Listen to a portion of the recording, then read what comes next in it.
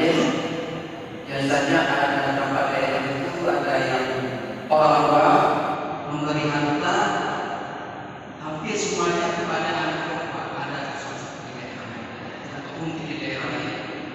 Apa kemudian setelah meninggal orang tua itu ada anak laki-laki, warisan juga tidak ada lagi kalau sudah diterima khusus orang tua. Apakah dalam hukum ahli waris boleh diberikan oleh orang tua atau dihibahkan untuk salah seorang anak yang baru perempuan atau laki-laki?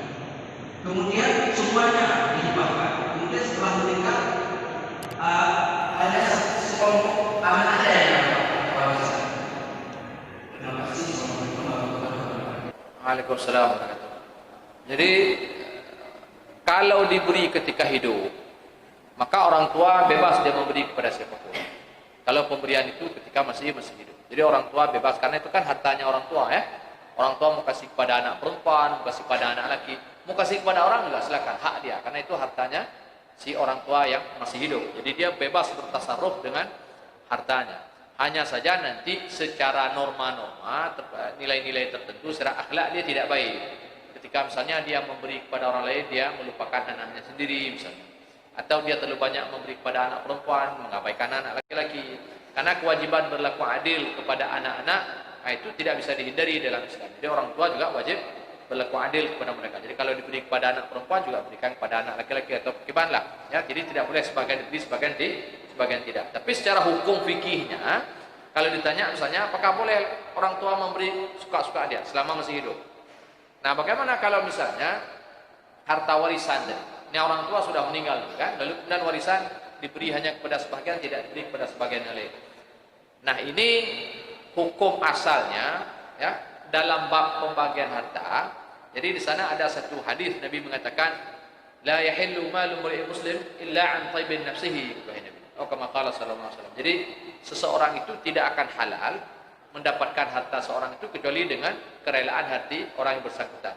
Jadi di dalam masalah harta warisan, memberi lebih seperti yang dicantumkan dalam Al-Quran, ya, keluar daripada kaidah yang digambarkan, itu sebenarnya boleh-boleh saja selama para pihak yang berhak mendapatkan harta warisan itu mereka saling merelakan. Makanya nanti oleh para ulama mengatakan ayat ini sebenarnya dia tidak turun sebagai satu aturan yang baku, tapi ini lebih kepada sebuah bimbingan. Kalau misalnya para pihak tadi berseteru tentang bagaimana pembagian harta warisan di antara anak-anaknya, kenyang tempat cara membaginya yang adil. Kalau sekiranya mereka ribut, tapi kalau sekiranya mereka saling rela merelakan, tidak ada masalah memberi kepada anak perempuan lebih banyak daripada anak laki-laki. Atau misalnya anak laki-laki mendapatkan semua, perempuan tidak, atau sebaliknya. Yang penting para pihak setuju rela hati. Karena kan jatahnya anak laki-laki yang banyak, lalu kemudian dikasih kepada anak perempuan. Mungkin si laki-laki ini merasa begini, ilun hana payah hari hayat. Ilun kerja karena saya pekerjaan sudah ada, ya semua sudah ada. Adik perempuan ini dia barangkali mungkin cacat, ya mungkin dia miskin. Lalu kemudian tidak apa-apa lah saya kasih itu dia semua, tidak ada masalah. Ya rela hati dia. Ataupun dia merasa ini adiknya dan dia sendiri juga, saya mungkin juga tidak mampu memberi, biarlah harta warisan ini diambil sama adik saja. Boleh-boleh saja. Atau saya kakak bilang ke abang, kenapa abang dicok koram? Dailah kenapa saya suami saya kaya don hana terpena. Idon gatin terpetan dicok koram hidup. Jadi asal rela para pihak, maka dia tidak mengapa. Nah, jadi boleh dibagi sesuka hati ahli waris. Tapi kalau ada yang satu tidak setuju ataupun terjadi selisih tadi di antara para pihak ini, nah maka kembalilah kepada apa yang Allah telah tuliskan di dalam Al-Quran. Nah, jadi maka ayatnya hanya irsyad namanya. Nah, jadi dia bukan harus baku begitu. Setiap harta warisan dibagi begini, sehingga tidak boleh sama misalnya. Ternyata tanyakan sama ya. Nah, orang tua misalnya sebagian kita kan sama dibagi antara anak laki-laki dan anak perempuan. Nah, kalau sekali kita katakan, kalau setuju para pihak ini, nah itu tidak mengapa.